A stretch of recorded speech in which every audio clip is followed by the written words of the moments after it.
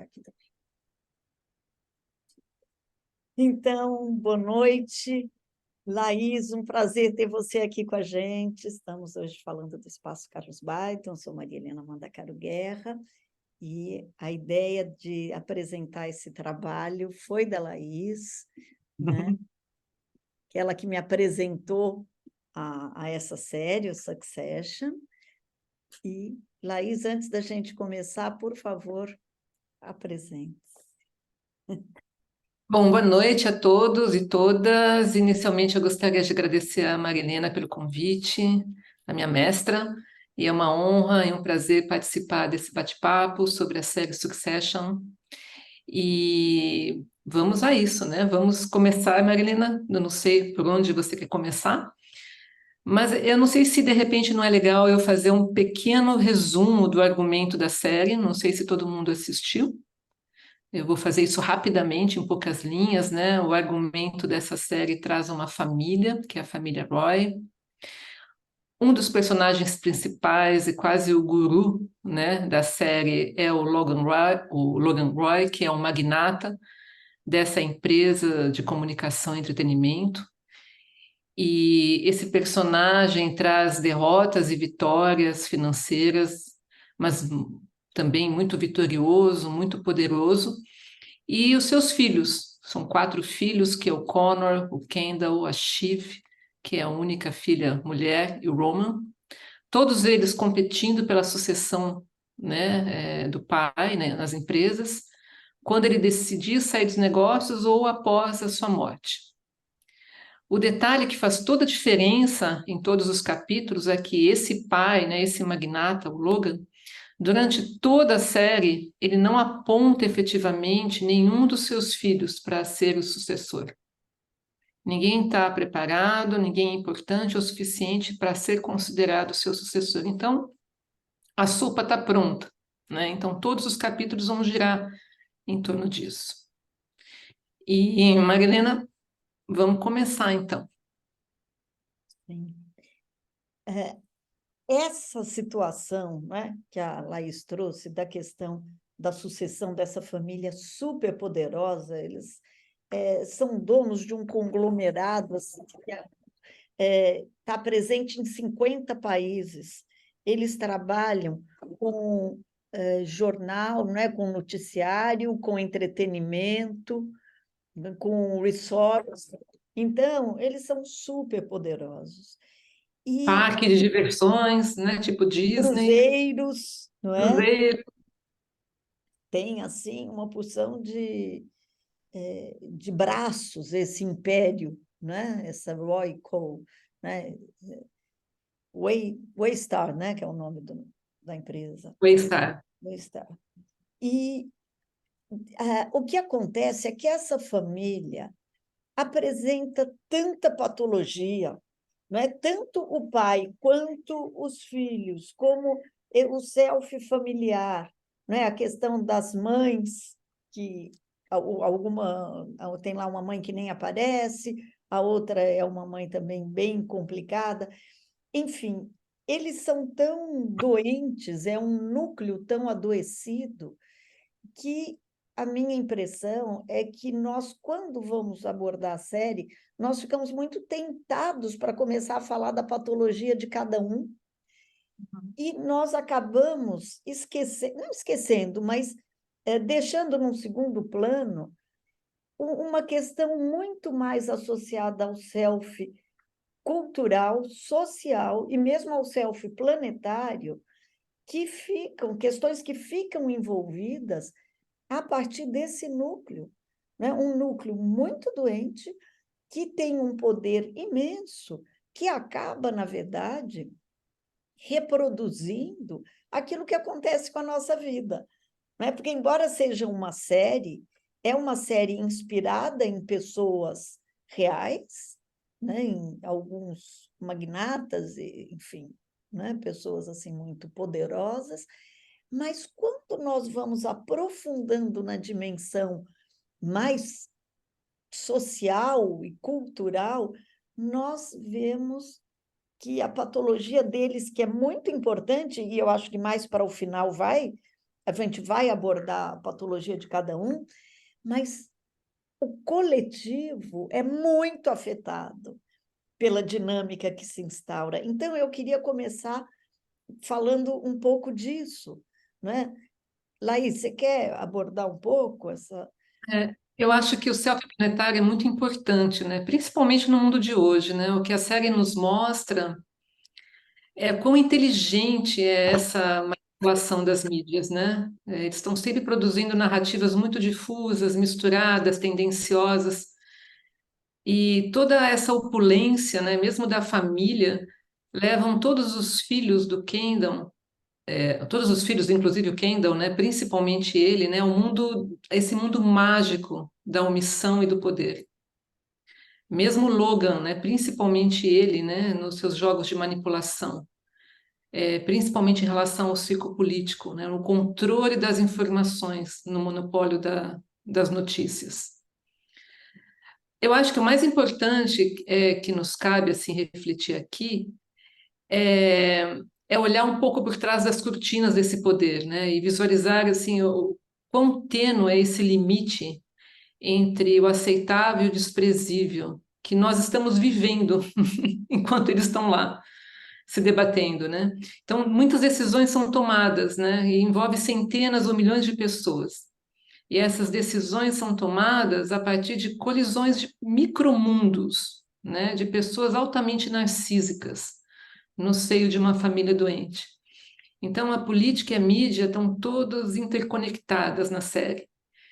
E esses bilhardários, né, completamente fora do nosso alcance, exercem muito poder sobre elas.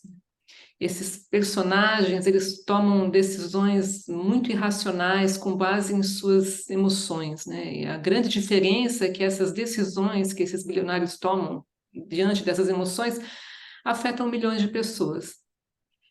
Então, eu considero os filhos dele como quase como crianças crescidas, né? Emotivas, vingativas, sedentas de poder. E elas usam a mídia, né, para moldar, né, o público e mudam até a temperatura política e social de um país.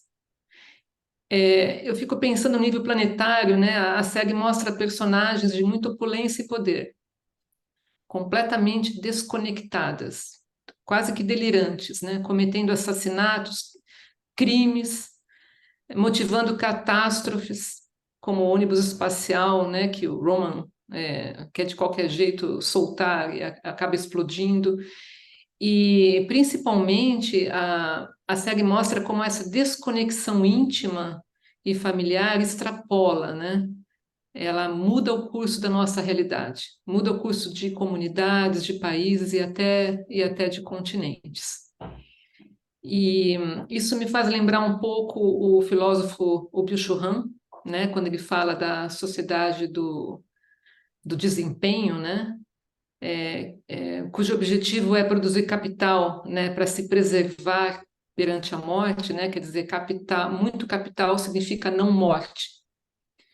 E o maior exemplo disso é o excesso de positividade, né, são as redes sociais, por exemplo, né, aonde se replica a imagem de um selfie, né? Eu replico a minha imagem, eu consigo, através dessa replicação da imagem, dar continuidade à minha existência.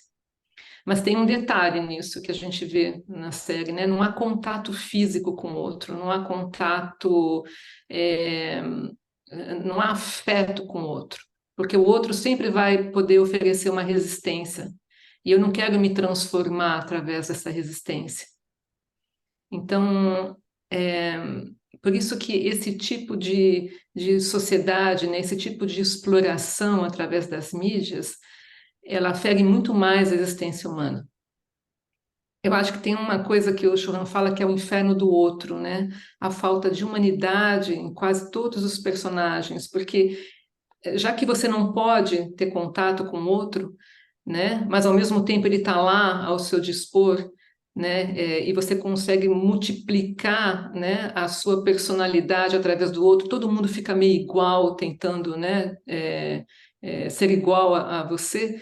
Essas relações todas se tornam muito superficiais, se tornam quase que efêmeras, né? Porque A gente só se relaciona quando a gente se sente confirmado pelo outro.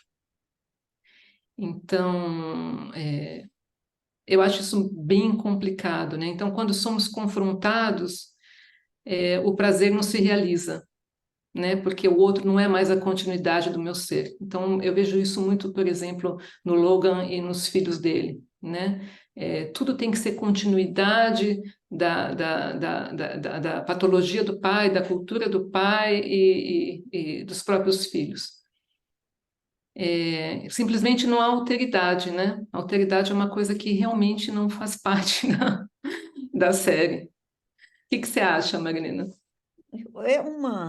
A gente dá um mergulho na sombra, né? Tem uma cena em que o Ken, que é o filho que aparentemente teria sido destinado a ser o sucessor, mas que logo o pai corta e eles ficam, sobretudo os dois, num jogo de poder o tempo todo. Tem uma hora que ele sofre um acidente e ele sai todo enlameado. Eu acho que isso simboliza onde eles vivem. Ao mesmo tempo acontecia a festa do casamento da irmã, fogos, um negócio, um castelo, um lugar incrível, e ele na lama, que eu acho que é isso que eles representam. Sobretudo a dimensão da sombra, e essa sombra coletiva que manipula, né? Que destrói o planeta, que não tem assim a menor ética e Hum. vale qualquer coisa. Então, eu elenquei aqui, e aí, Laís, vai entrando, vai me interrompendo, mas aparece o irmão do Logan, né? O Logan é o chefe, né? O pai, o Ah, poderoso. ele é muito, eu acho o irmão dele muito estratégico na série, assim, e vai aparecendo devagarzinho, né? Ele aparece devagar e ele, na verdade, tem pouco espaço em relação aos outros, porque ele é o oposto do irmão. Ele é um cara pacifista, ele tem o dinheiro, uma parte dessa empresa, mas ele é um cara simples, ele se veste com roupas simples, ele não aparece nos cenários extraordinários, porque eles não têm nenhum carro comum, uma casa comum, um móvel comum, não é nada, é tudo uau, né? Os aviões incríveis, é tudo assim, muito mostrando o poder o tempo todo.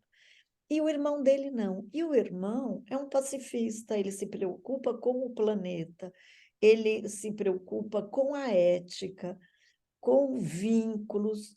Não é? Então, o que é certo e o que é errado, ele tenta instruir um neto que fica meio perdido, mas girando e encantado com esse, fascinado com o mundo de poder. Né?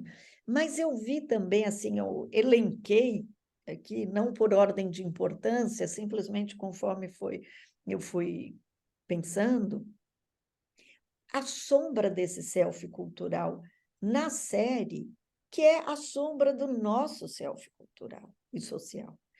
Então, por exemplo, discriminação, homofobia, porque eu levanto uma hipótese de que o Ron ele poderia ser um homossexual não assumido.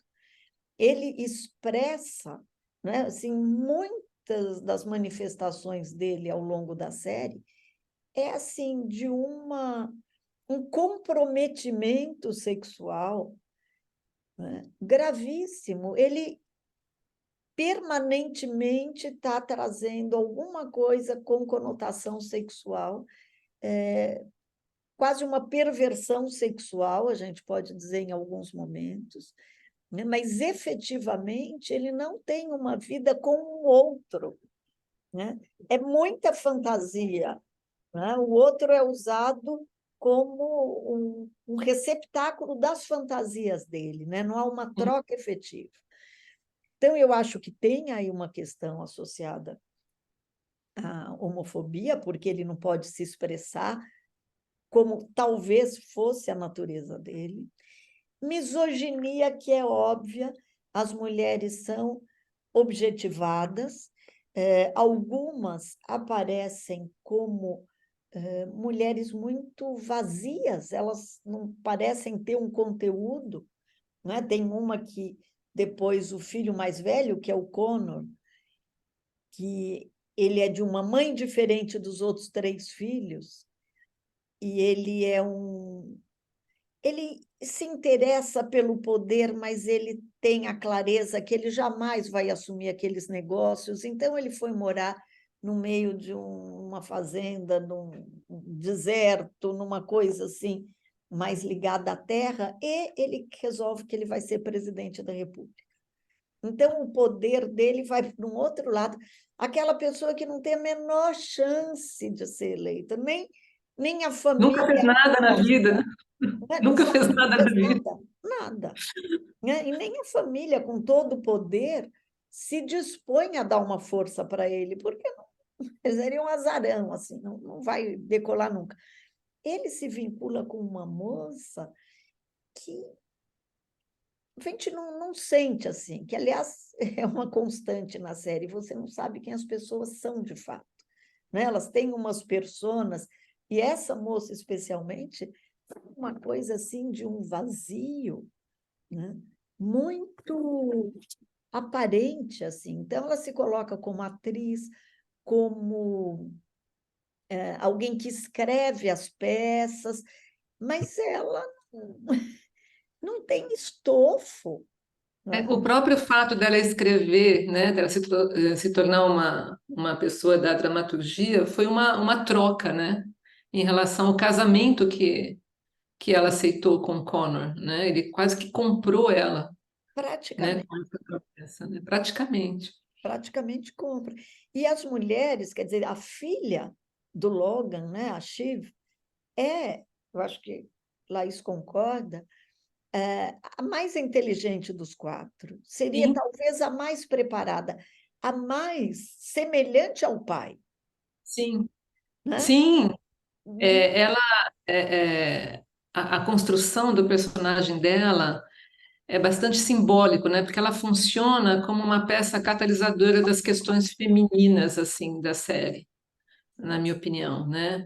Então, e ela é a que traz mais história, mais passado para a gente se debruçar, né, sobre isso, né? Então, ela é tratada diferente, porque por ser mulher, apesar de ser a mais capaz e a mais inteligente. E, na verdade, ser mulher na série é visto por todos como desvantagem. Isso aí. E ela Ela não é, será nunca a sucessora, porque ela é mulher. não, e ela é usada, o mais interessante é que ela é sempre usada quando uma crise aparece e há uma necessidade muito premente assim de negociação. E ela vai lá e negocia. Então, mas tão logo essas crises são superadas, negociadas, ela depois é rapidamente marginalizada, ridicularizada até pelo pai, né? E muitas crises com mulheres. Não, praticamente, né? Tem um momento onde ela há uma traição dela com o mundo feminino, né? Quando ela vai conversar com uma menina que sofreu abuso, né? E ela convence a personagem a não denunciar a família dela, Porque né? isso é Então, outra, né? Quer dizer, falamos da homofobia, misoginia, xenofobia também, né? Que vai com ter aí certeza. uma discriminação em relação a ex-mulher do Ken, que é uma moça que parece uma indiana, uma A paquistanesa, ela, Rava, né? Um biotipo assim diferente, e os filhos dele são bem, né? Mestiços assim, né? Miscigenados, e tem perseguição a eles, né? Tem um momento ali que as crianças também apanham por conta da família, mas também por conta né? De serem estrangeiros. é interessante também ver a Shiv, né? O papel da mãe na vida dela, né? Que foi o principal modelo dela, né? Foi uma mãe cruel, uma mãe que parece fria, né? E Sim, quando essa mãe aparece, ela, ela se comporta com muita discrição, muito elegante, mas sempre muito emocionalmente violenta, né? Com os filhos. eu É acho que muito, isso, quando a muito gente falar discreta, do né? selfie familiar, a gente entra nessa figura, né? Uma mãe seca, né? Uma mãe Seca, seca. exatamente. Mas voltando Exatamente. aqui um pouquinho para essa misoginia, então, uma das expressões dela também eram abusos que aconteciam, abusos sexuais, num cruzeiro, que era dos ramos da empresa, e eles chegavam a matar as moças. Eles jogavam do barco. Simplesmente as pessoas morriam. E aí vem uma questão junto com a classe social, quer dizer, o problema dessa diferença de classes, né? Dessas pessoas que estão ocupando esse poder e que se sentem acima do bem e do mal e acima dos outros mortais. E eles tinham uma sigla que isso eu achei assim uma coisa extraordinária, que a sigla era NRPI, porque as pessoas que morriam nos cruzeiros, que eram os imigrantes, as, as garotas de programa que estavam lá, as pessoas comuns, elas eram, então, classificadas de NRPI, que quer dizer No Real Person Involved. Ou seja, morreu alguém que, na verdade, não era uma pessoa real. Era uma pessoa que fazia parte de uma massa. Isso não era importante. Então, não tinha nenhuma real person involved. Não eram pessoas.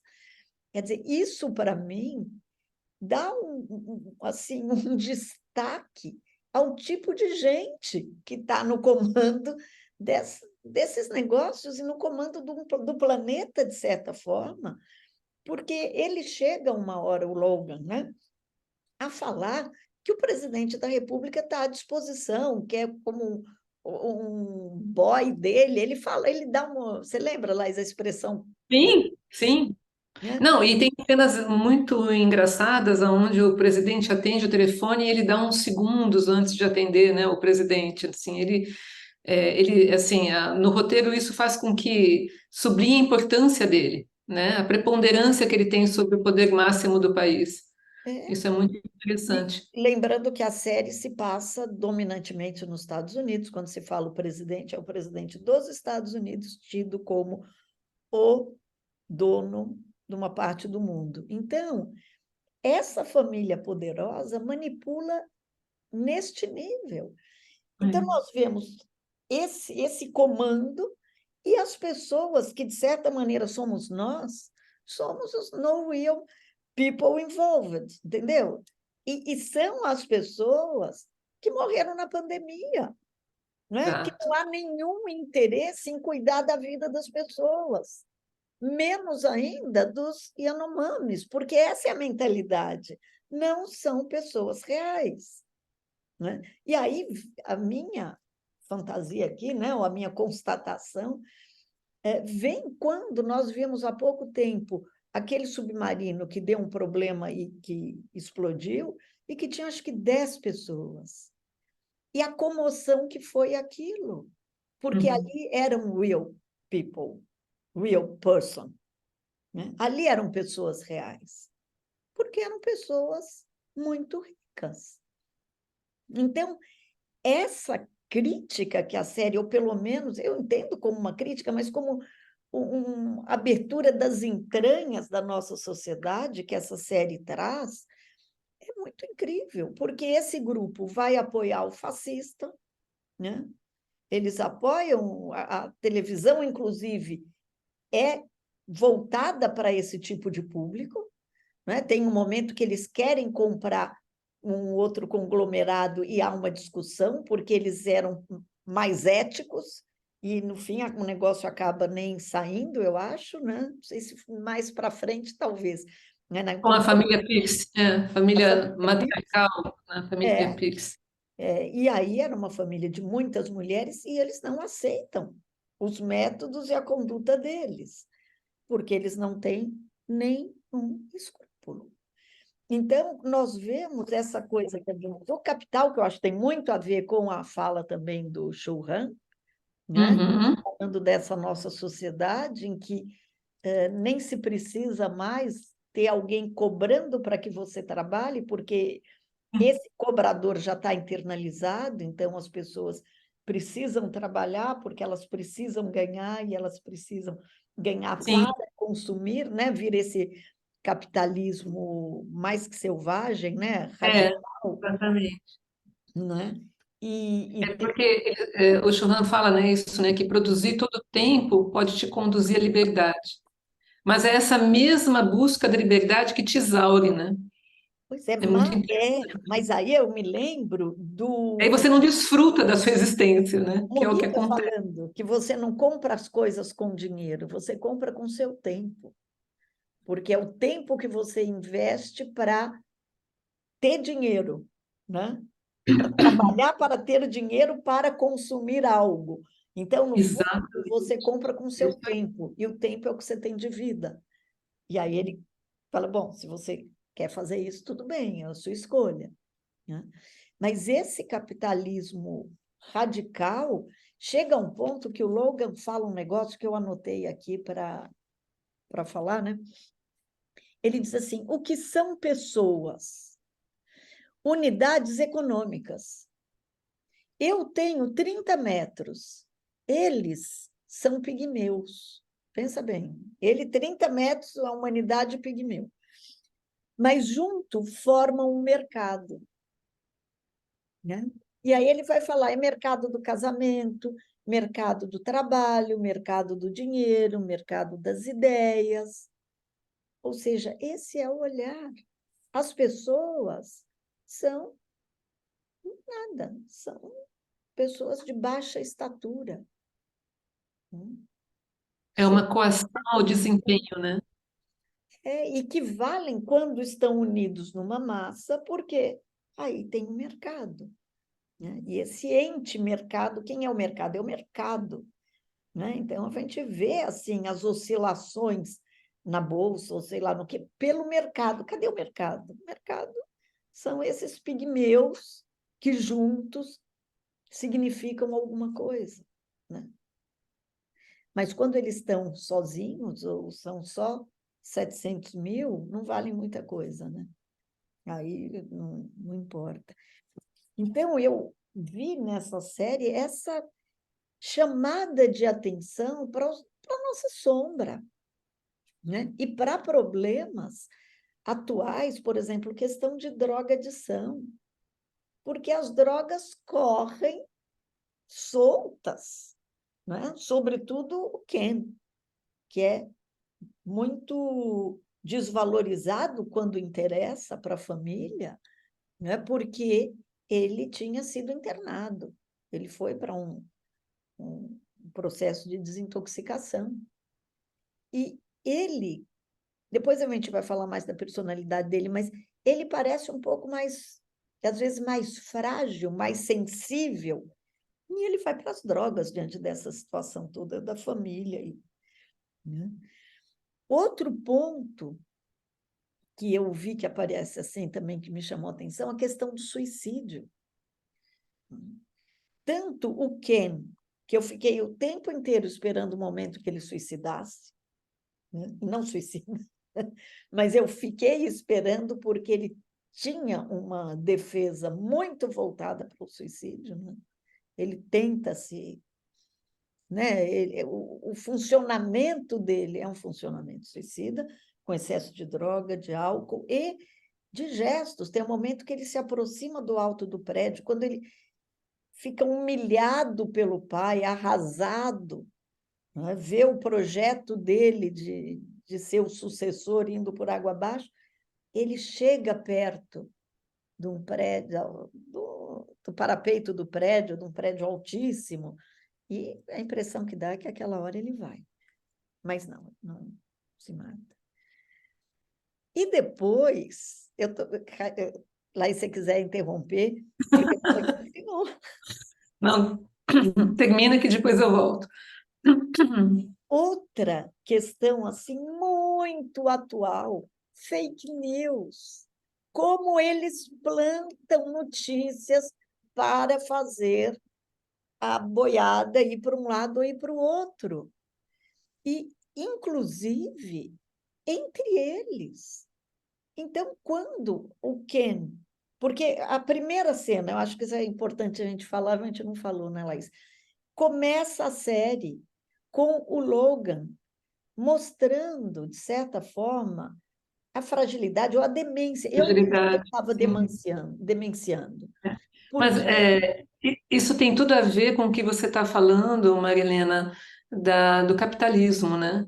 Porque uma coisa também que o Churran fala é essa coisa, quanto mais dinheiro, menos morte.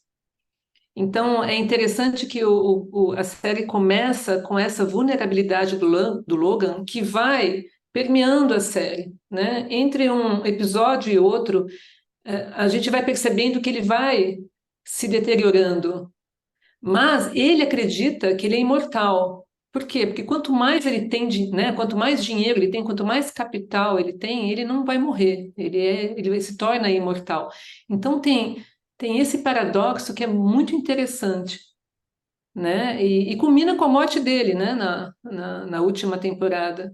pois é, e esse início que ele traz traços de vulnerabilidade, eu acho que de uma certa demência, inclusive, que não é uma demência franca, mas ele tem uma falha naquele momento.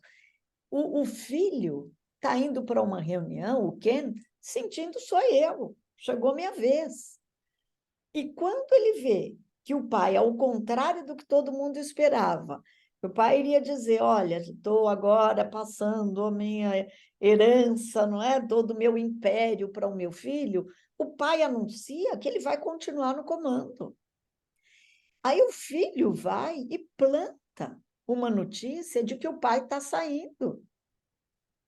E o pai, daí a pouco, planta uma notícia que o filho recaiu nas drogas. Então, mesmo dentro desse âmbito, eles jogam pesado e eles mentem sem nenhum problema, sem nenhum constrangimento. Isso não existe. Vai lá e faz, e é meio assim, faço mesmo. Né? Então, esse tipo de situação, né, de criar um fato, né, e repetir para virar verdade, não é? Que eu estava comentando aqui, uma frase do Goebbels, que era o ministro de comunicação do Hitler, Uhum, ele uhum. repete 1000 vezes até aquilo virar verdade, é que a gente vê quantas notícias que nós temos e a gente vê as manipulações, né? A massa indo para um lado ou indo para o outro, dependendo do que é plantado. E chega uma hora, nós não sabemos mais o que é o que não é. Se a pessoa não tem um certo discernimento para se dar conta que não é possível, né? Ou para ficar ainda dentro de uma ética e tendo uma capacidade reflexiva, ela entra, ela segue. Uhum. E nós vemos isso, como é que o mundo vai sendo manipulado. Eu não quero entrar aqui em nomes específicos, mas todo mundo sabe, né? Pessoas que estão chegando aí no poder, você fala, meu Deus, como assim? Né? Com projetos de destruição, não é de construção. Né? Projetos radicais para acabar, né? Acabar aquilo que é difícil construir. E a massa vai, porque acredita. Né? E aí Uhum. tem toda a técnica, né, de manipulação que, inclusive, você não raciocina, você fica sendo bombardeado por notícias, né? E, enfim. Eu Então, acho que fala. eu acho que o personagem do Logan, né, é muito simbólico em relação a isso que você está falando, porque a identidade dele na série se dá através dessa acumulação de capital, né? E ele mobiliza tudo a favor da existência dele, que é exatamente, né, o que a gente vê em relação ao mercado, por exemplo, né? O Logan ele consegue afastar do personagem da personagem dele, né, qualquer traço de humanidade, mas ao mesmo tempo ele age como um guru. Ele é uma identidade, né, na série. Em termos de E ganhar grana, ele é ótimo, né? Em termos de Nossa, super. manipulação, ele é maravilhoso. Se você achar, né, que Ele é isso quase uma identidade, né? faz. Ele não tem nenhum traço de humanidade. A única pessoa que confronta ele, como você disse, é o irmão dele, né? Que ele não tem nenhuma relação. Na verdade, ele não tem relação com ninguém, né? Não tem nem com o irmão, com os amigos, nem com os filhos. Ele não tem amigos, né? No aniversário dele, ele passa pela sala, ele, ele olha para aquilo, ele não tem a menor conexão com ninguém, né? Para ele, para o Logan, os outros é só um recurso, é um objeto, é uma ferramenta, né? Que vai girar em torno da sua própria existência. É como você disse, né? As pessoas para ele, como ele mesmo disse, né, na série, são unidades econômicas. E é muito interessante como ele retirou de si próprio a própria humanidade. E ele consegue ainda retirar a humanidade das pessoas que cercam ele, né? Todo mundo vai perdendo a sua humanidade, E, ao né? mesmo tempo, ele tem um séquito de seguidores, bajuladores e pessoas dispostas a fazer qualquer coisa por ele. Porque E não é por ele, é pelo símbolo, né, que ele representa, mas é um símbolo sombrio, porque abriu. é esse poder desmedido e sem alma. Não é se É, usasse o poder dele, sei lá, para melhorar o mundo, uau, né? não, ao contrário, muito pelo contrário, né? Porque ele representando esse capitalismo, né? Essa sociedade disciplinar, né? É sempre uma luta contra a morte. Na verdade, o que chama atenção é que ele se acha imortal, né? Ele se acha aquela pessoa intangível, né? Ele se acha autopreservado. Eu acho que isso que chama a atenção das pessoas, né? Para ficar gravitando em torno dele, né? Então, e o poder que ele tem de transformar as outras existências. Então, ele transforma as outras, ele transforma a natureza, né? Ele transforma as pessoas, né? Ele tem esse poder. E por que que ele tem esse poder? Porque, na verdade, o interesse dele no outro é para dar continuidade à própria existência dele. E eu acho que é por isso que ele atrai tanto as pessoas. Porque as pessoas, do meu ponto de vista, pegam os respingos do poder. Então, se eu sou amiga ou se eu convivo com alguém tão poderoso, eu também tenho um certo poder. E eu me encanto por aquilo. É muito fascinante aquelas festas com comidas incríveis, bebidas e as decorações. É tudo over, é tudo exagerado, é tudo mega, né? Eu tenho uma observação para fazer sobre essas festas, né? Porque tem uma particularidade nos roteiros, né, do Succession, que é o isolamento dos personagens. Na grande maioria dos personagens tem essa ferramenta de dramaturgia que é o isolamento. Então, tem sempre uma festa, uma reunião, né, onde vai ser celebrado algum evento, seja ele familiar ou corporativo. Tem, por exemplo, o casamento da Chive, o casamento da mãe da Chive, tem o encontro familiar dos executivos no iate, na casa de campo, o aniversário do Kendall, o encontro das famílias da a Roy e Pierce na fazenda. Então, tem sempre esse isolamento dessas pessoas. E eu acho muito interessante porque essa ferramenta da dramaturgia de isolamento, ela funciona para, de uma certa forma, vulnerabilizar os personagens, né, porque está todo mundo lá isolado, né, mas também nos transporta, né, nós, espectadores, né, para esse isolamento. E esses rituais, né, que deveriam ter uma dimensão mais coletiva, né, para concretizar vínculos e até vínculos afetivos, na verdade, na série não, né? Esses encontros estão sempre a serviço do dinheiro, do poder, etc., né? Então tem um certo exibicionismo, um certo happening, né? Que toma o lugar desses rituais, né? Então é sempre palco de disputa, traição, morte, assassinato, né? É sempre um palco de produção de capital até. Né? Então, esses rituais, esses encontros se transformam até em rituais canibalistas, né? É muito interessante. E não há medida para isso, né? Então, assim, você pode pegar o filho e sacrificar o filho na maior, porque sou eu sou mais importante do que o outro, mesmo esse outro sendo meu filho. Tem uma fala, de novo, do Logan, que ele fala sobre o Ken, né?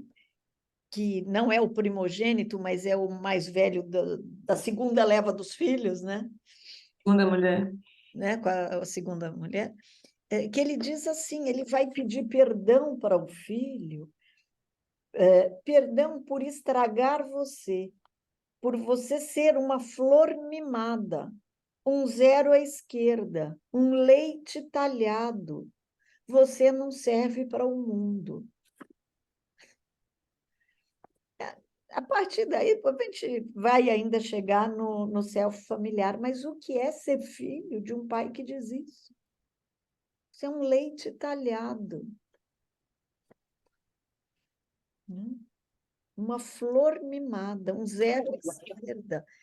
Quer dizer, então, é um abuso de poder que autoriza, a pessoa se sente autorizada pelo poder que tem a destruir, né? Então, mata as pessoas no cruzeiro, pode morrer, não tem problema, né? Mas faz isso. Tem uma cena completamente patética em que ele está muito frustrado porque ele queria comprar a empresa que não deu certo, dos piercing lá, e ele acaba dando um jeito das pessoas comerem no chão. Ele joga a comida no chão, faz as pessoas ficarem de quatro e comer. E as pessoas fazem isso. Não tem Ele está desconfiado que tem uma traição. né? Está desconfiado que tem uma traição, né, entre eles, né?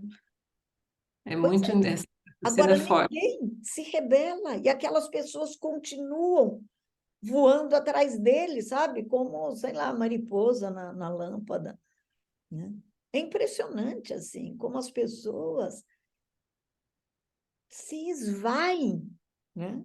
Elas deixam de ser elas ficam mimetizando esse desejo de poder e fazem qualquer coisa. É muito forte isso na série, né? Eles pegam pesado, né? O pessoal aí não teve meias palavras, né? Eles mostram como é a coisa. É, outro ponto, né, que eu falei já do abuso sexual, mas aqui a gente achou há pouco o nome do cara, né? Ele se chamava Lester, é um abusador que era encoberto. Era o tal do cara dos cruzeiros, que matava as pessoas, abusava sexualmente, eventualmente jogava na água, e tudo bem, porque não era um real person. Ele se chamava Lester, e o apelido dele para a família era Mo. E aí ele morre, vai a namorada barra esposa do Connor, que é o que queria ser presidente, que é uma meio perdida, e ela vai e fala: sinto muito pela morte do Mo. E aí ele dá uma cutucada e diz: isso não é o nome dele.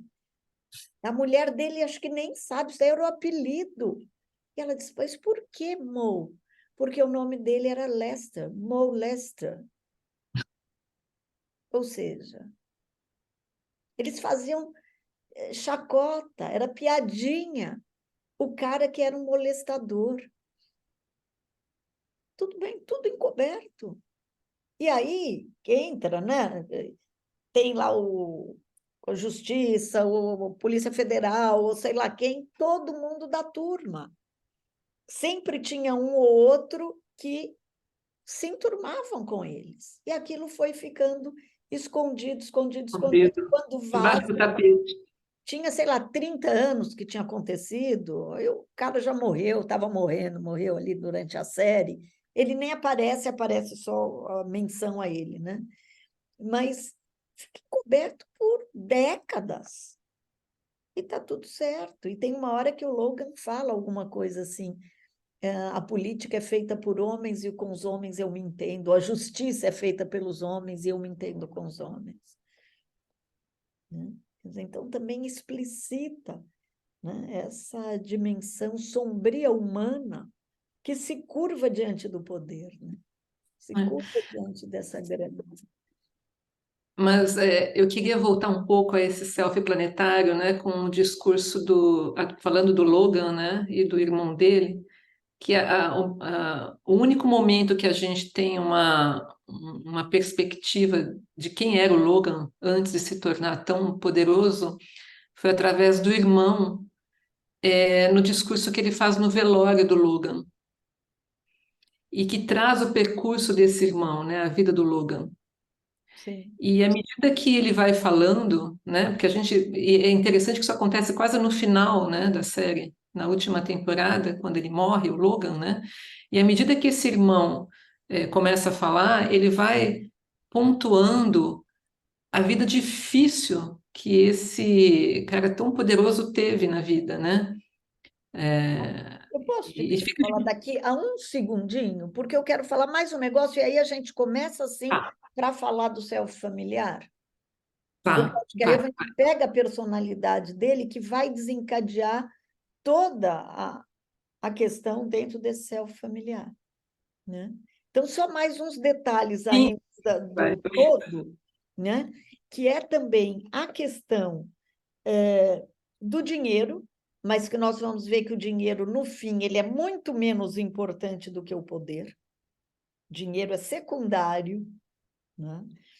E a questão da tecnologia, porque aí é um ponto frágil do Logan, porque ele faz um trabalho ainda mais antigo, ele não entende muito de tecnologia, né? E a questão, então, dessa modernização que nós assistimos hoje, com discussões, onde é que nós vamos parar, o que, é que vai acontecer com a inteligência artificial, com isso que Laís falou, quanto mais dinheiro, mais vida, né? Você começa a substituir seu corpo por peças, né, mecânicas sofisticadíssimas, mas caríssimas, tratamentos, às vezes, muito caros, que não são acessíveis à maior parte das pessoas, né? Então, tudo isso está ali também nesse caldo, né, cultural da série.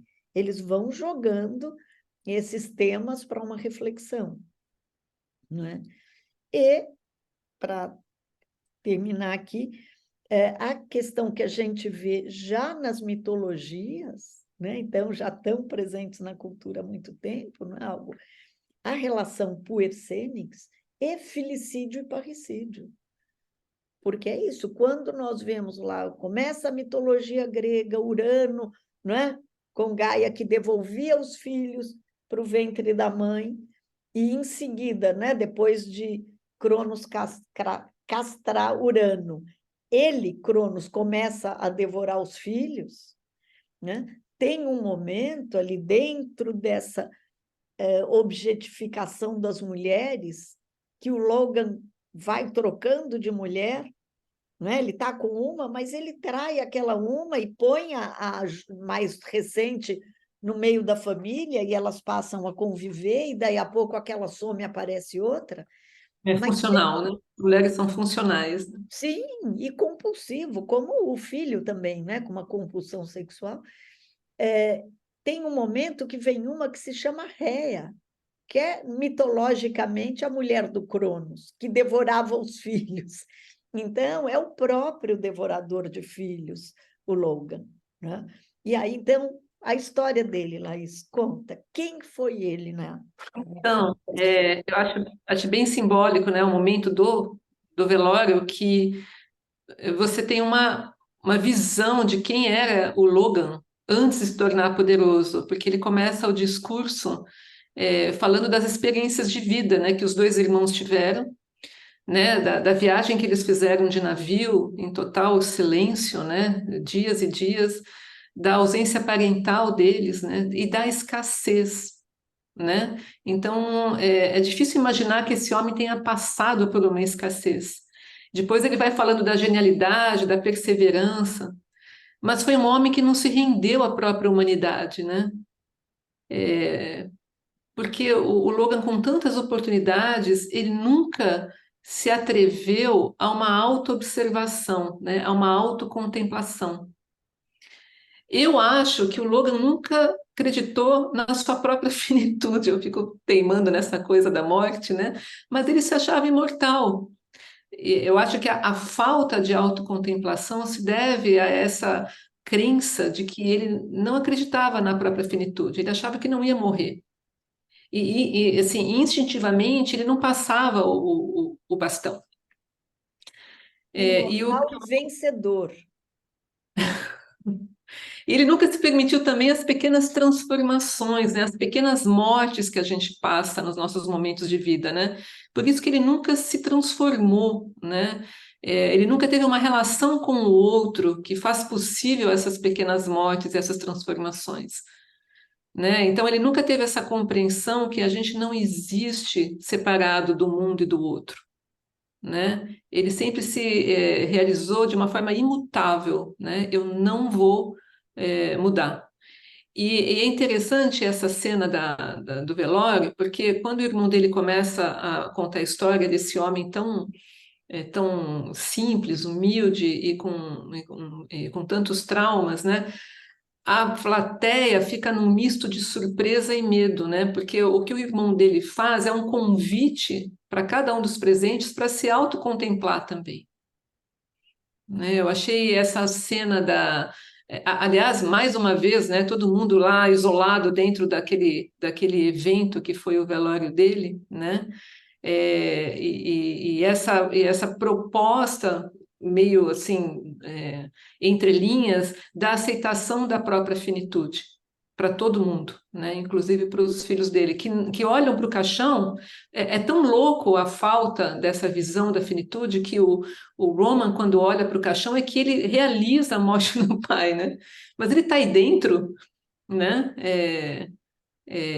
Então, e fica claro para mim que essa possibilidade de contemplar a finitude é a única possibilidade que você tem de desfrutar a própria existência, que é o que eles nunca fazem, né? Então, era isso. Ele teve uma situação traumática na infância, porque, de alguma maneira, ele se sentiu culpado por levar pólio para a irmãzinha, e a irmã morreu. Mas a maneira como ele lida com isso, que seria uma culpa, uma dor, na hora que alguém fala o nome da irmã, ele tem ódio, ele quer matar a pessoa que fala o nome da irmã.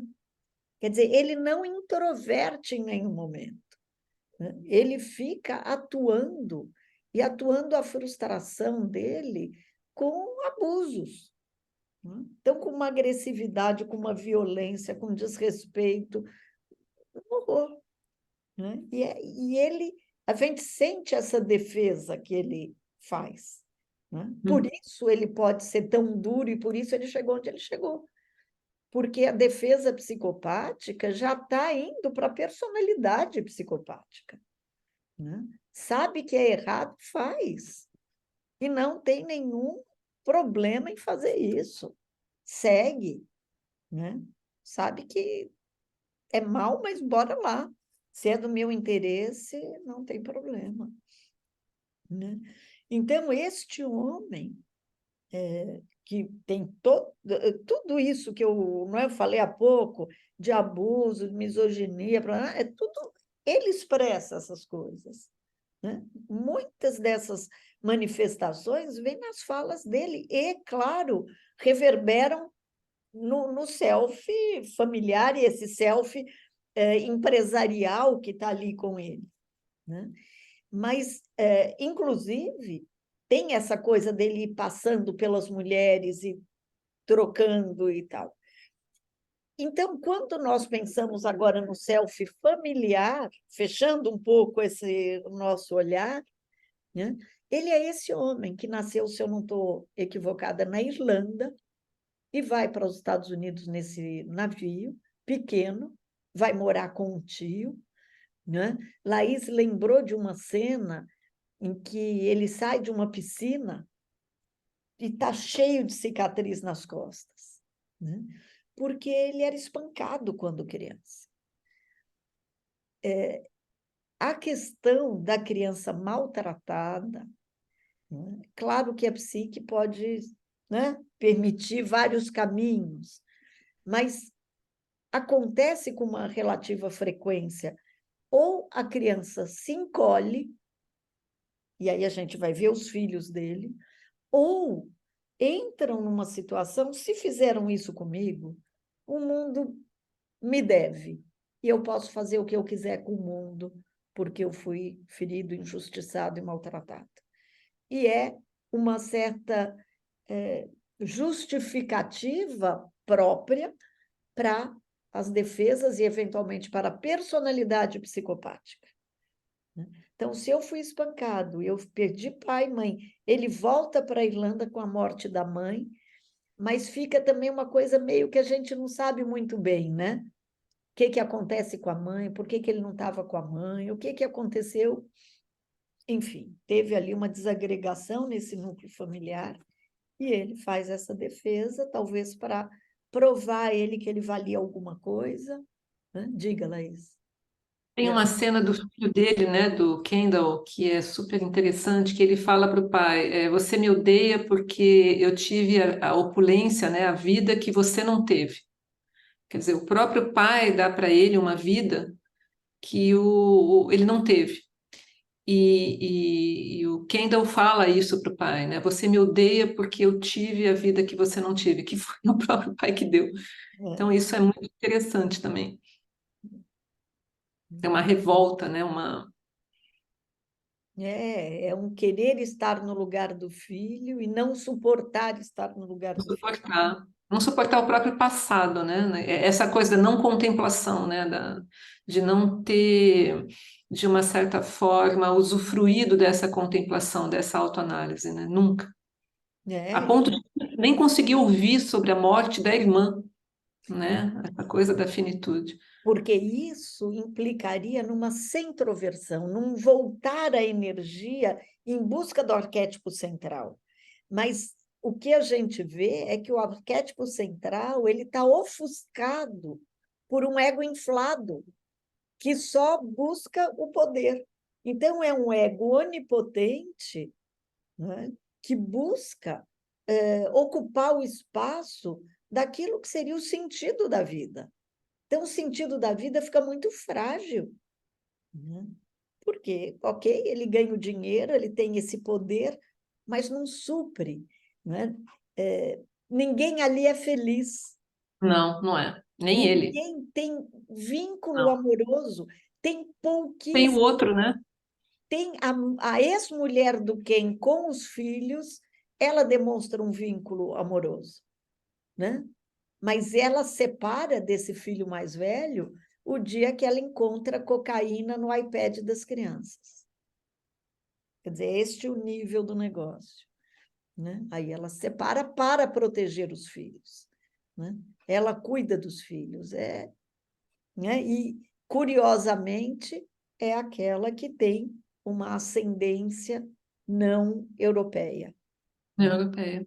Não europeia. Essa coisa do Logan, né, para mim, é que ele é o mais infeliz de todos eles, né? Ele nunca está realizado, porque ele não se sente realizado porque ele não pode desfrutar da diversidade, né?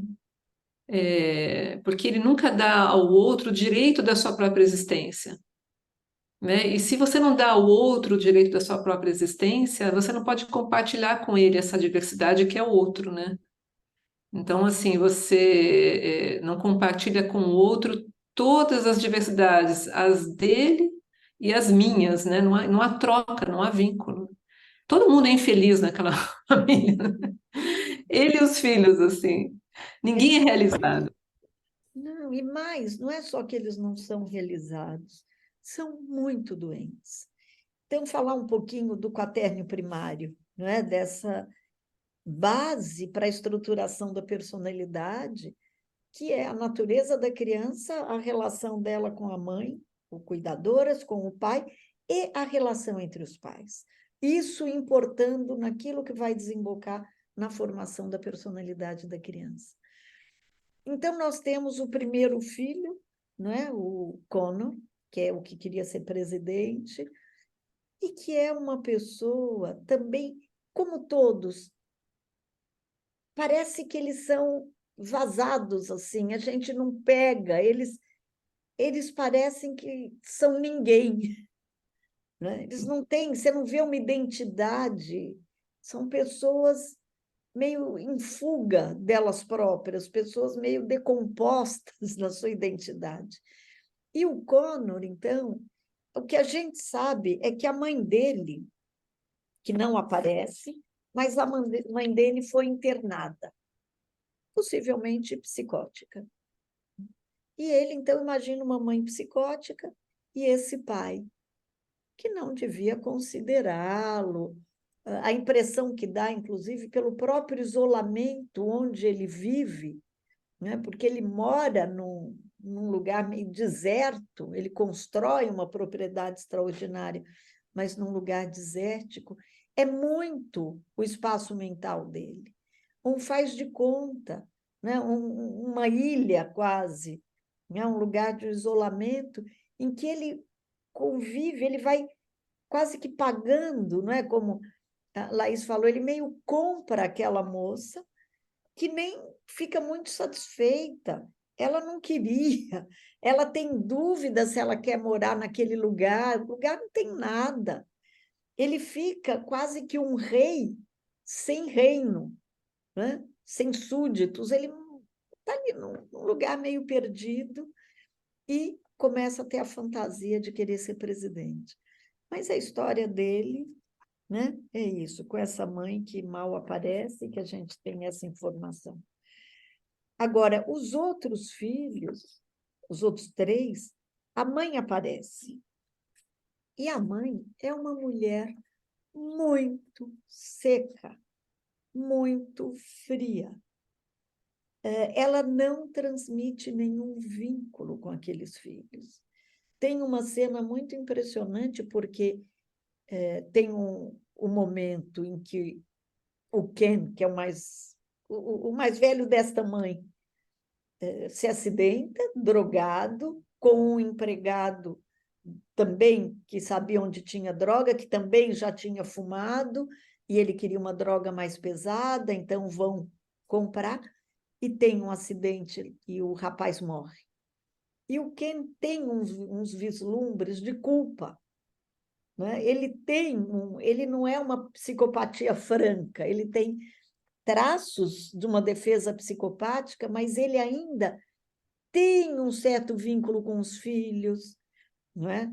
Ele tenta ter uma conexão amorosa e ele fica muito abalado pela morte desse rapaz, que era também uma pessoa que não era real, então nada acontece. Ele chega a dar um dinheiro escondido, ele vai na casa da família e joga pela janela um dinheiro para os pais desse rapaz. Mas, enfim, eu perdi por que eu estava falando toda essa história do quem. Ah, acho que era com a mãe. Então, ele vai, em algum momento, falar com a mãe e ele diz: Eu preciso falar com você. Ele quer contar, ele está, não é, transbordando. E a mãe diz: Não, problema não. Amanhã você me conta. Não, isso não é hora. E ele está visivelmente arrasado. Não é que ele chegou numa boa, mãe, queria te falar uma coisa. Não, ele está e ele deprime. Por isso que dá essa sensação dele ser um suicida. Porque tem horas que ele realmente deprime, né? E a mãe diz que não. E no dia seguinte, quando seria a hora dele falar, que já tinha perdido totalmente o timing, ela não está. Ela foi embora. Então, é nesse nível a secura e a falta de acolhimento dessa mãe, né? E aí, o que a gente pode falar do Ken, né? Ele parece fraco. Vai falando aí, Laís, o que você acha? Ele parece muito frágil. De algum modo, ele parece um pouco mais sensível que os outros, né? Ele tem uma estrutura um pouco mais delineada, não é muito, mas tem, né? Ele oscila muito entre os valores dele e os valores do pai. Tem momentos em que parece que ele quer virar mesa, ele quer fazer o certo, ele quer ir por um caminho ético, mas ele não consegue. Então, com esse pai, quer dizer, ele tem uma questão de drogas, na hora que o pai ataca, ele volta para as drogas rapidamente, ele não consegue enfrentar o pai, né? Mas eu acho que ele tem, assim, ele tem alguma coisa nele que não é totalmente psicopática, mas oscila, né? O que você pode falar dele mais, Laís? Eu queria falar um pouco assim do geral, porque essa série é muito boa por conta da construção desses personagens, desses quatro, né? Fora o Logan, né? Mas eles é brilhante a construção dos quatro, porque eles nunca foram amados, né? Eles foram completamente negligenciados afetivamente, sem nenhum pudor, né? Mas eles também foram muito inflados, né? Eles foram escandalosamente inflados nessa opulência, nesse luxo, né? Na superficialidade. Sim, E essa infância deles, né, de muita riqueza, muitos direitos, deu a eles assim pouco espaço para o respeito, para o decoro. Eles desconhecem o que é a gentileza, o que é a empatia, né? Eles se relacionam entre eles com muito sarcasmo, né? Muita ironia, muito insulto. Aliás, as falas são brilhantes, assim, né? Quando eles estão... na primeira temporada, existe até uma briga, né? Entre a Shiv e o Roman, assim, de saírem mesmo no tapa. Mas o mais importante que eu senti assim é que os pais nunca deixaram um espaço de construção de subjetividade, né? Então, sem essa subjetividade, eles nunca floresceram, né? Por isso que eles orbitam em torno do pai, né?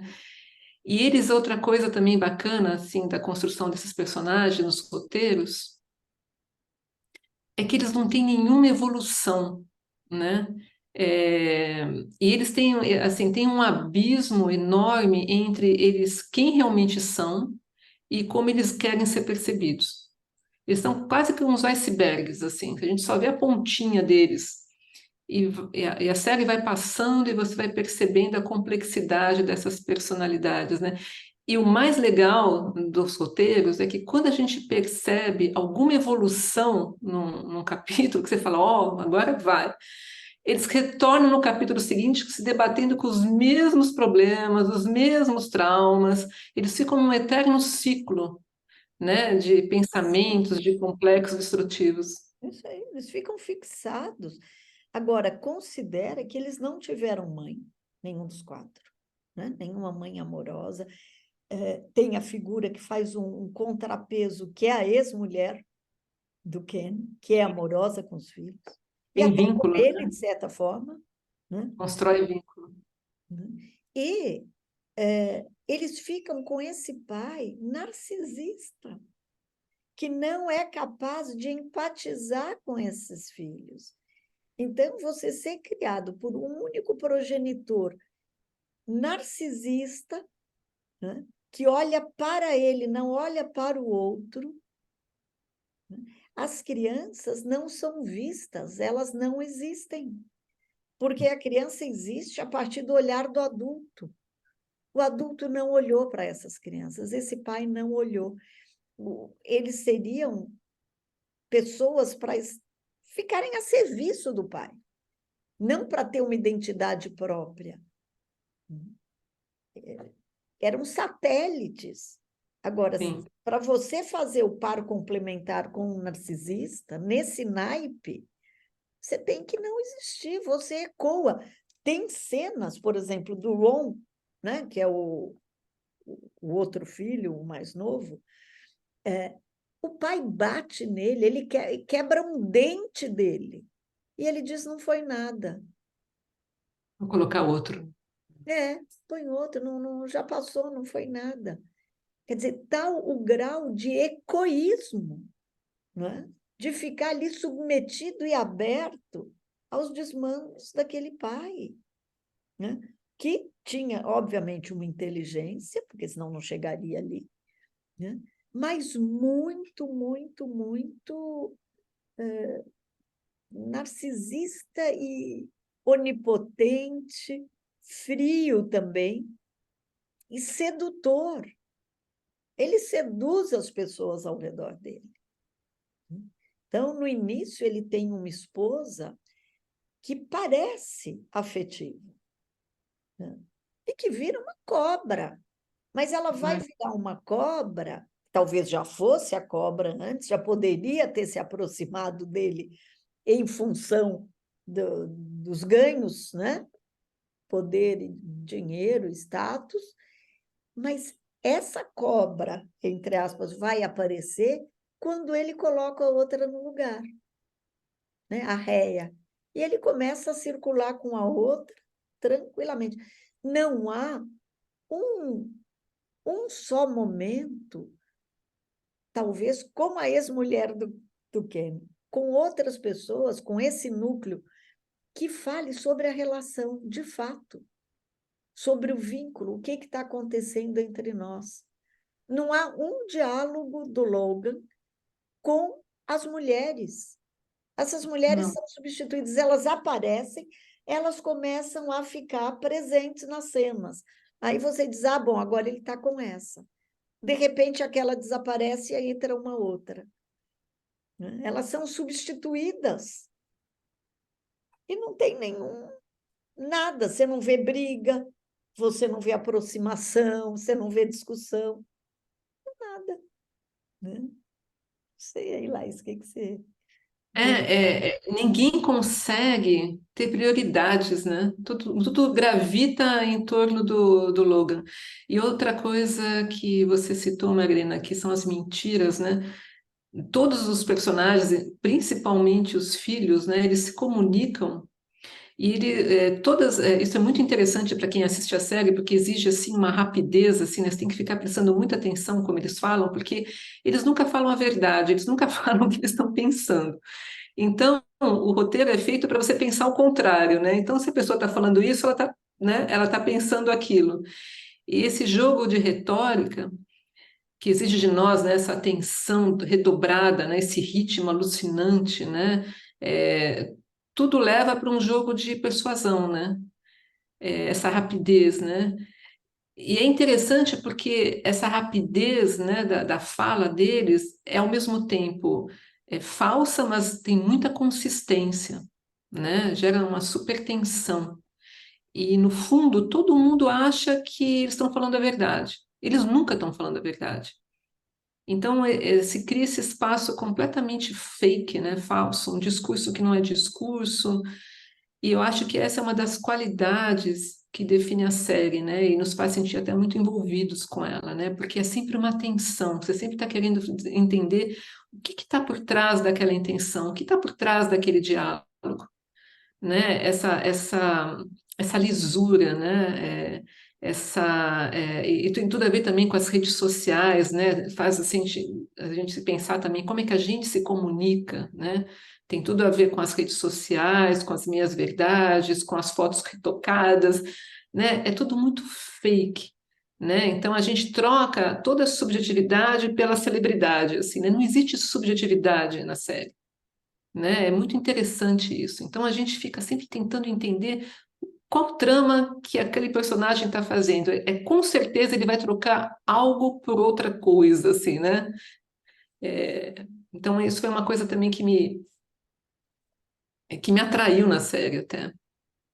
E uma, né, uma coisa aí que eu acho também que é importante, esses filhos são criados para serem herdeiros de uma herança que não vem, né, de uma sucessão que não acontece, mas herdeiros no pior sentido, né, daqueles que não precisam lutar pela vida, daqueles que não têm que descobrir a vocação, aqueles que não têm que se engajar em algo produtivo, criativo, interessante, que dê uma motivação para seguir a vida. Herdeiro como, olha, você não vai precisar fazer nada. Né? Nesse sentido, eles não precisam ser ninguém. Né? Eles precisam estar ali sendo o eco desse pai. E quando ele E encontrar o sucessor, também não tem, num certo sentido. Ninguém isso, é bom o ninguém bastante é. para ser o sucessor. Ele eles não criou efetivamente, né? vivem na expectativa de ser o escolhido, né? É uma retórica muito manipuladora, né? Que eles replicam também, Sim, né? Assim, o sofrimento que eles sofrem, eles passam para frente. Aliás, todo mundo faz isso na série, né? Vai passando o sofrimento para frente, é. né? E quando alguém fala a verdade na série, é quase como um soco no estômago para gente. Né? Tem alguns momentos em que se fala a verdade na série. O irmão dele fala a verdade. O Tom, às vezes, fala verdades para Shiv quando eles estão falando sobre o relacionamento, né? Tem momentos muito bonitos do Tom, né, com a Shiv. E acho que a Jerry também tem momentos impagáveis com o Roman, trazendo-o para a realidade e falando a verdade. Acho que só esses três personagens falam verdades. Tem um momento que o Ron, que é esse da compulsão sexual, ele fica falando o tempo inteiro, ironicamente, ele é meio desconstruído, o jeito dele, o andar dele, o corpo, ele é assim, um negócio meio fluido, ele é uma pessoa esquisita, né? Assim, ficou caracterizado desse modo, um complexo de Édipo praticamente assumido, né? Uma busca de vínculo com a mãe e com o pai. E ele Sim. chora quando ele vai. Ele ia falar na homenagem ao pai no funeral, ele não consegue porque ele chora. Então, ele tem uns momentos assim mais humanizados. E, no fim, ele vai dizer: nós não somos nada. Né? Nós não somos nada. Ele tem um vislumbre de uma lucidez. Né? Porque é verdade. Né?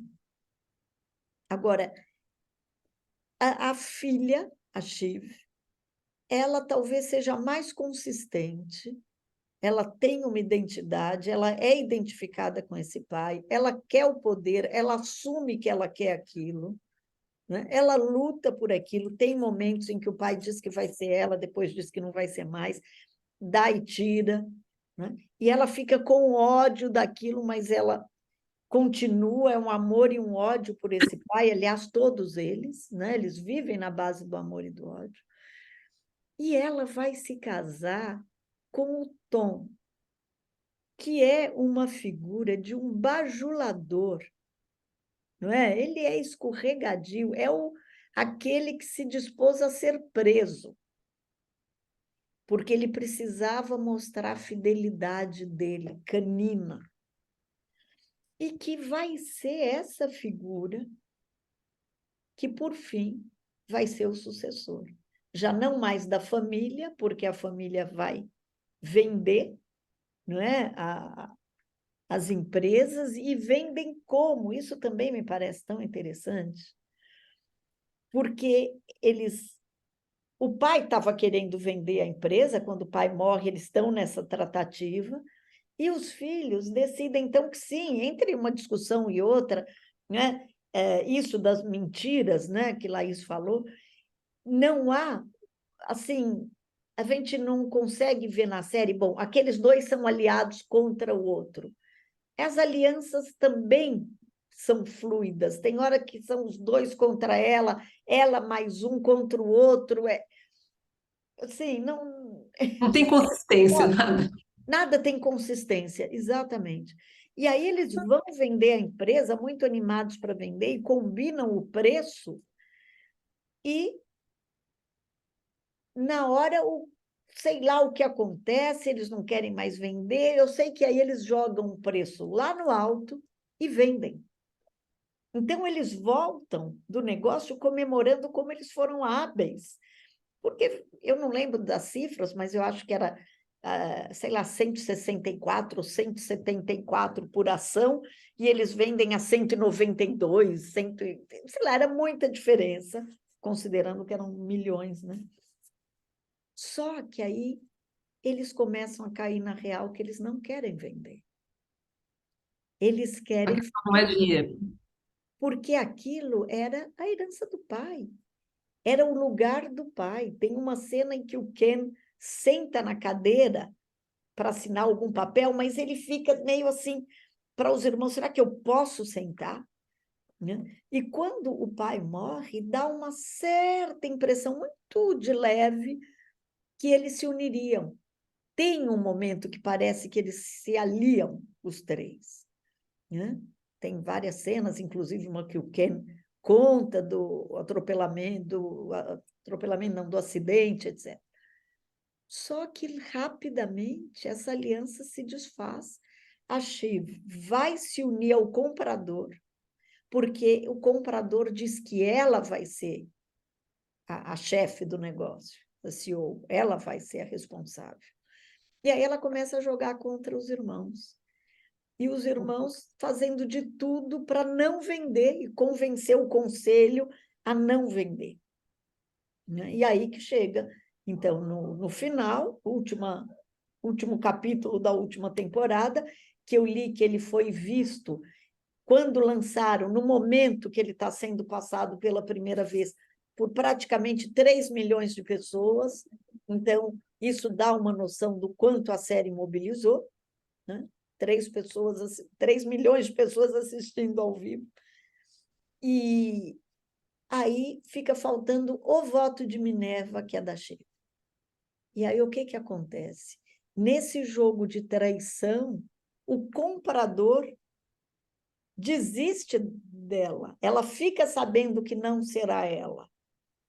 E aí eles pensam que seria algum dos assistentes do pai, dos ajudantes, aqueles que ficavam ali sempre ao redor.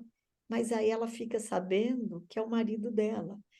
De que ela já tinha separado, já tinha voltado, já estava separada de novo e de que ela estava grávida. Que foi um anúncio de gravidez também. Olha, se a gente ficar falando nos detalhes, a gente vai ficar aqui até meia-noite. Porque é um negócio assim tão seco, né? Não há comemoração, é quase como uma estratégia, os momentos em que ela conta que está grávida. E aí ela dá o voto de Minerva, depois de ter combinado com os irmãos, ter comemorado que eles aceitaram que seria o Ken. Enfim, ela chega na hora e vota a favor de vender, e eles vendem com o voto da Shiv para o CEO virar o marido dela, que ela volta para o marido. Né? E volta para o marido com o herdeiro. Quer dizer, ela está grávida do neto do Logan e do filho do Tom. Ela vai reproduzir completamente fleumática, seca, não tem um abraço, um beijo, um nada. É um negócio, é uma coisa protocolar. Ela trai os irmãos para ficar com o poder. Então, eu acho que se a gente segue, a gente já está aqui há 1h30, eu acho que já tá bom, né? Mas aí a gente poderia pensar em todas, assim, muitas das funções estruturantes que envolvem e permeiam a série o tempo todo.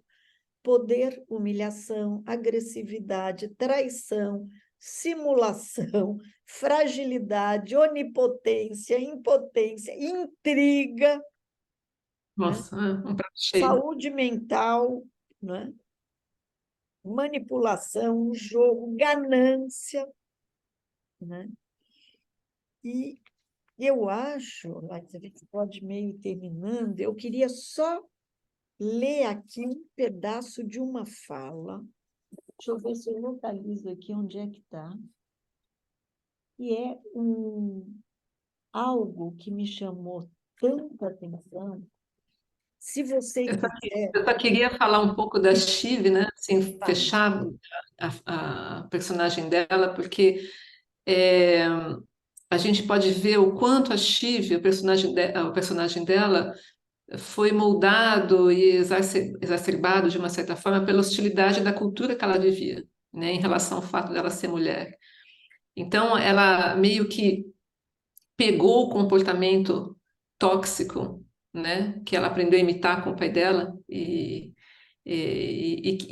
foi adotado por ela até no relacionamento mais íntimo dela, né? Se a gente vê, ela era abusiva até com o próprio marido, era sempre um saco de pancadas, ela sempre falava que não amava ele. E ele, na verdade, o Tom era o único que genuinamente enxergava qualidades nela, potência nela, né? E, mas ela baseou o relacionamento dela com o Tom na desigualdade, né? Tipo, você me ama, eu não te amo. Eu sou rica, você não é. Bilhardário, você ele até tinha uma certa grana, né? E aí o Tom acaba atraindo ela, né? Com justificativa para obter poder também, né? Sim. Talvez tenha sido no final a maior lição para ela. Numa das brigas dela com o pai, o Tom fica a favor do pai, porque era o mais poderoso, né? E aí acho que duas coisas importantes. Uma é o final, né? A, a reação do Ken. Eu vou falar daqui a pouquinho. Antes, eu acho que eu quero só mostrar um lado do Logan, para ainda pincelar um pouco mais a falta de sensibilidade, que é uma cena que me chamou a atenção, porque ele está abraçado com o neto. O neto dele era filho do Ken, esse menino miscigenado, filho de uma moça que parecia indiana. E ele está lendo um livro de histórias para um menino, né? E aí ele diz o seguinte, eu vou ler a história que ele está lendo. Ele diz assim, Maud estava cansada, estava muito cansada. A cabeça estava cansada, as patas estavam cansadas, até sua cauda estava muito cansada. Maud pensou, eu quero dormir para sempre. E assim o fez. Ou seja, quero dormir para sempre. E assim o fez. Um bichinho, não sabe quem era Mog, mas tinha cauda e tinha patas, que estava muito cansado e quis dormir. Isto enquanto o Ken afoga na piscina, estava trêbado, né? Aí o Logan, com o neto, diz assim, isso não é muito infantil para você? Fulana, traz aí um livro de ação. Ou seja, zero de sensibilidade, né? Ele não se deu conta que ele estava lendo para o neto um livro que estava falando de suicídio. Isso não é muito infantil? Quer dizer, não entendeu nada, né? E que é a natureza justamente do pai da criança e do filho dele, né? Uma sincronicidade, né? Naquele momento estava inerte ali e quase morreu. Que, inclusive, depois os irmãos falam com ele, nós pensamos que você queria suicidar. Ele falou, não, foi um acidente, não sei o quê. Mas era, né? Tinha ali uma coisa suicida. E termina a série, eu acho que a gente pode terminar, né? Antes de falar. Quando a Shiv dá o voto de Minerva e eles saem da empresa, e que o Ron logo diz, nós não somos nada, e ele sabia que eles não tinham condição de tocar aquilo, o Ken sai deprimidíssimo, ele vai andar num parque, ele chega na beira do lago, uma figura no fundo que era o motorista, que era um pouco um protetor deles, era uma pessoa que estava ali, e o Ken está visivelmente deprimido. E o que chama atenção, ele saiu de uma venda bilionária. Então, o problema dele não é que ele saiu porque ele perdeu tudo e saiu com uma mão na frente e outra atrás, miserável, tendo que ganhar vida. Ele saiu com muita grana, mas ele não ficou no lugar do pai. Ele não ficou no lugar do poder e não pôde ser o substituto do pai. Que, no fundo, era isso. Todos buscavam também o lugar do pai, não só pelo poder, para ser amado pelo pai, para ser digno do pai, para ter um olhar que o pai pudesse valorizar e reverenciar, coisa que nunca aconteceu, né? Então, acho que esse final é muito trágico, porque para ele era como se a redenção viesse se ele pudesse estar no lugar do pai. E ele não pôde, né? Então, constatar que era um nada, né? Nas palavras do irmão, né? Do Ron. o Connor compra a casa do pai, né? A mansão, ele vai ficar no lugar que o pai habitava, né? Ele que queria morar sempre no meio do mato, não sei o quê, no meio do deserto, não era nem mato. Ele vai morar na casa do pai. A Shiv vira a esposa, agora ela passa a ser a esposa do Tom, ao invés do Tom ser o marido dela. E o Ron ali, constatando, né, o nada. Lá ele, A história que fica para mim é que eles só existiam pelos olhos do pai, né? Eles mas nem precisavam pelos olhos do pai, eles eles, não, eles não existem mais. mas nem pelos olhos do pai como pessoas, eles existiram para ser esse tapa, né? Ali serviçais, etc. Né? É isso. Não sei se vocês querem comentar. Acho que podemos dar uma. Vou parar aqui a gravação e a gente aí. Tá?